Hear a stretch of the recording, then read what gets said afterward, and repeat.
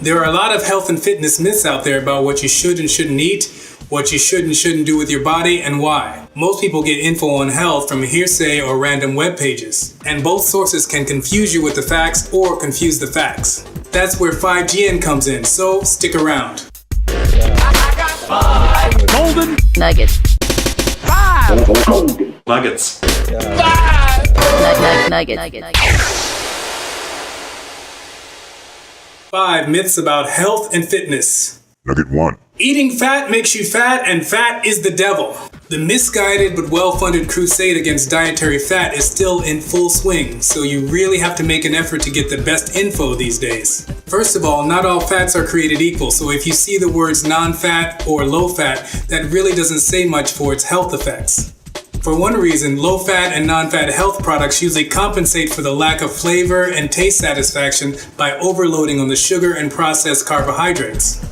Both of these are directly linked to bad health consequences. For another reason, not all fats are bad for you, and in fact, your body requires healthy fats for a range of functions. So let's just get a basic overview on what's what in Fatland. Think PMS. Polyunsaturated, monounsaturated, and saturated. Polyunsaturated fats. Facts? The polyunsaturated fats, for example, are omega-3s and omega-6. And if you want to improve your fat balance in your body, you probably need to get more omega-3 and less omega-6 into your diet. Why? Why? Because although both are vital, the ratio many of us consume has been thrown way off what it should be by our consumer overload of omega-6, a lot of it coming from processed vegetable oils. Avoid vegetable oils when you can and increase the intake of omega-3 fat sources like wild salmon, pasture-raised eggs, and grass-fed meats. And if you're eating away from home, you could also help your body out with antioxidation by taking an additional vitamin E or grapeseed extract along with any meal that you suspect is high in polyunsaturated fat. Monounsaturated fats. They are good fats, they are moderately stable, and our body can make small amounts of this from saturated fats for health purposes. The best food sources of this are extra virgin olive oil, macadamia nut oil, avocados, and nuts. Saturated fats. These are found in animal-based foods such as butter, meats, cheese, and cream, and some plant-based foods such as coconut oil and palm oil. Saturated fat has gotten a bad rap in the US media particularly, ever since Ansel Keys' lipid hypothesis took hold in the 50s. Popular foods like butter, cheese, and meat were demonized as leading to elevated cholesterol and heart disease. I'm gonna rip the mic and I got a message for the nation. We got high-ass rates of heart disease and I found a correlation.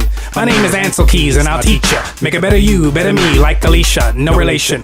First of all, we gotta put a stop to all the fatty-ass food and cholesterol.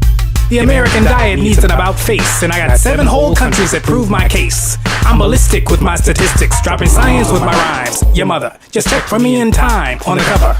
And the food industry took the anti-saturated fat baton and ran with it. But recent science and evidence increasingly shows that saturated fats are actually good for you in the right moderation and from the right sources. Here are just some of the benefits.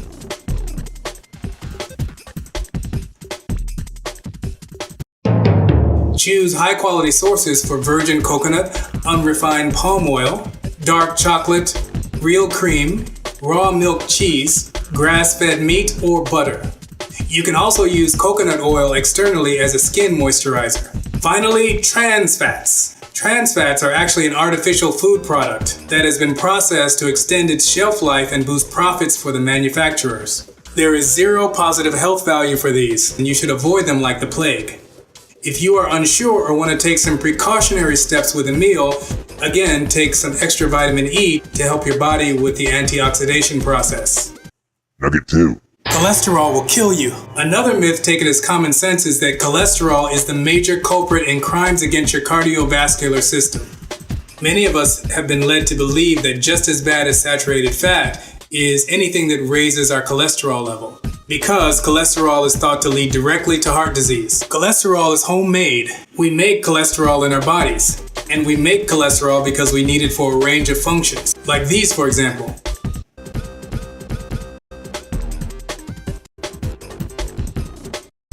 Not only that, but most of the cholesterol in your body is not from what you eat, but from what you make. When you consume less, you produce more, and vice versa. And when you start consuming less and less cholesterol, you are actually signaling your body to produce more and more. Some of you may have heard the idea of good cholesterol versus bad cholesterol. The truth is, there is no bad cholesterol. All cholesterol serves its functions in the body. The key is, they need to be, like most things in your system, in the right balance. In addition to the host of regulatory and health functions it serves, one important function of cholesterol is as a protective mechanism in the arteries. So when there is any kind of inflammation, more cholesterol is sent directly to the site to help patch up the damage. And experts warn us that saying cholesterol causes blocked arteries is like saying firemen cause fires. Every time we see a fire, these damn firemen are everywhere. So obviously the best way to get rid of these fires is to get rid of the firemen. Great idea. That's a good idea. For those that have already had a heart attack or are at special risk, cholesterol-lowering statins actually do serve an important healthful purpose. But if you are not in a special cardiovascular risk category, you might want to take a good look at the risks and dangers associated with statins. For most of us, this is a new day in the decades-old battle with cholesterol. One where entrenched myths such as the evils of cholesterol are starting to dissolve away and get flushed through our system they're dissolving away. Nugget 3. You don't have enough time to get in shape. There is a long-standing myth that it takes hours of dedication, a gym membership, and a 3-hour non-stop dance mix on your iPod to get in shape. This myth, however, is one that people are starting to realize is just that. Whether your goal is to lose weight, build muscle, increase endurance, or some combination, your workout doesn't have to be as time-consuming as you may think. Many of us have long thought that in order to get into the fat-burning zone, you had to work long and hard doing aerobic cardio. Studies are now showing that yes, you may be burning fat while you're doing the cardio, but over the next 36 hours or so, you're losing muscle, lowering your HGH and your testosterone. Long distance or prolonged training can build up what is called oxidative stress, which ages you at the cellular level. As humans, our fight or flight instinct has us fully equipped for high-intensity interval-type exercise. Our survival depended on our ability to achieve short bursts of intense running or exertion to deal with the environment. Studies are showing that the longer we stay in a stressed state, the more our hormones are negatively impacted, and the more oxidative stress is wearing us out. Compare the physiques of sprinters and marathon runners to get a glimpse of the way our bodies respond to shorter versus longer bouts of running, for example. High-intensity interval training doesn't need to replace your muscle training regimen, because both can work synergistically for your metabolism and overall fitness. But a little intense effort goes a long way when it comes to finding the best way to fit an effective workout into your already overpacked weekly schedule. Nugget 4. Eggs are bad for you, especially the yolk. The egg debate has been raging on for decades and is closely tied to the cholesterol and fat myths. There is so much published in books, blogs, and broadcasts about eggs raising your cholesterol and putting your heart at risk that most of us have accepted this as fact. But the truth is more complicated than that. Yes, egg yolks pack quite a punch in cholesterol, so at first glance it seems like a no-brainer that they should be avoided at all costs. As I mentioned earlier, cholesterol is not evil and cholesterol from diet is only a small percentage of the cholesterol in the body. The other point is that eggs are probably one of the most nutritionally perfect foods you can eat.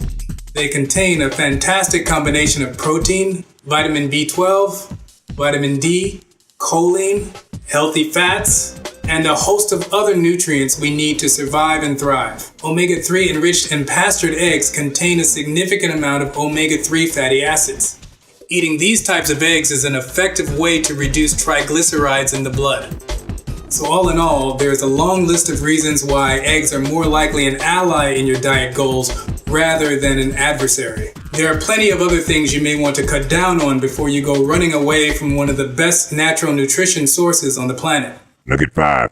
You can crunch your way to six-pack abs. You've likely seen the ads promoting some kind of gadget or workout device that promises to shred your midsection to make you look like some kind of Marvel superhero in just 8 minutes a day.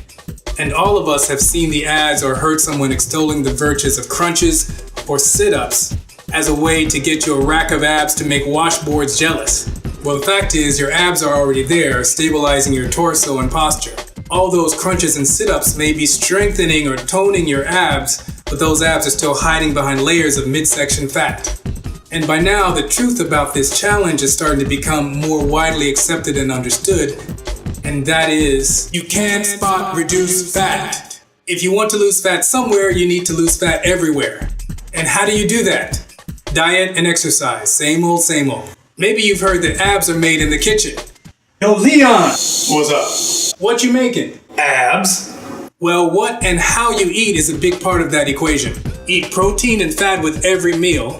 Focus on getting 10 grams of essential amino acids. The most efficient way to do this is by eating meat, fish, or eggs, because animal sources are richer in amino acids than plant sources. Try to slow down on the carbs and choose high glycemic whole food carbs over others. Now for exercises. For exercises, there are 2 well-researched prongs of success for shredding the dreaded middle. The first is sprints. Get yourself on a good HIIT sprinting routine. Find someone whose opinion you trust on burst training and fat loss and incorporate a training program into your week. I've been working out for nearly 11 years now, and through experience, I can tell you that crunches alone will not be enough to obtain the abs that you desire. Don't get me wrong, crunches help to a certain extent. They help to develop the ab muscles. However, they don't help to burn fat. And that is the key here. If you want to have visible abs, you need to have a low body fat percentage, somewhere around 10% or below. Now, what's the best way to shed body fat? Well, there are 2 ways. 1 is through diet, and 2 is through cardio. And in my opinion, the best form of cardio, the best exercise is sprints. So why have I chosen sprints over jogging? Because they're more efficient. You can burn more calories in less time. And the key factor is that sprints produce what is called an afterburn, also known as EPOC. Basically, when you exercise, your oxygen consumption doesn't match up to your new energy demands. So this creates an oxygen deficit. And the higher the intensity of your exercise, the higher the deficit. After exercising, the oxygen deficit must be paid back. And this is when you start to see an elevation in your body's energy usage. Even after you've stopped sprinting, your body is still burning calories. Now, sprint work doesn't have to be exclusive to track work. You can perform sprint training protocols on bikes and rowers. What's worked for me is shuttle runs. Studies show that shuttle runs are highly effective at burning fat. What I do is I place cones at 5, 10, 15, 20 and 30 yards. I run to the 5-yard cone, then I run back to the start, then I run to the 10-yard cone, then back to the start, and I do the same thing at 15, 20 and 30-yard cones, and all that is 1 set. Rest for 2 minutes, and then you go again, and you try to complete about 5 to 6 sets. Trust me, you will be worked. The other is what is called the big lifts. Squats, deadlifts, chins, and Olympic lifts are what the professionals use to sculpt out an ideal body composition. Even if you're not trying to be a bodybuilder, these lifts do a great job of engaging your core, and this gives your lower back and abs the workout attention you want. Research suggests that abs respond best to high-load, low-rep training. This is because the muscles of your abdomen are mainly composed of fast-twitch muscle fibers, so you're better off avoiding the high-rep training for sculpting your midsection. Also, remember to start slowly and build up your core stability and strength before launching into the heavy lifting. Keep your exercises as holistic as possible and avoid injury. Thanks for watching. Catch you next time.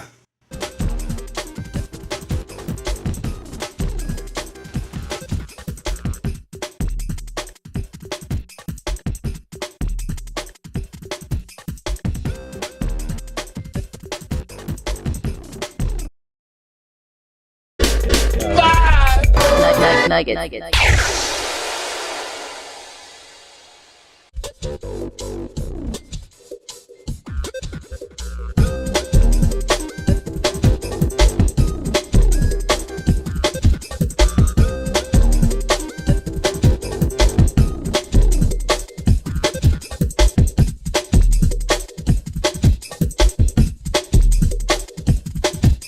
Akamatsuクリエイティブ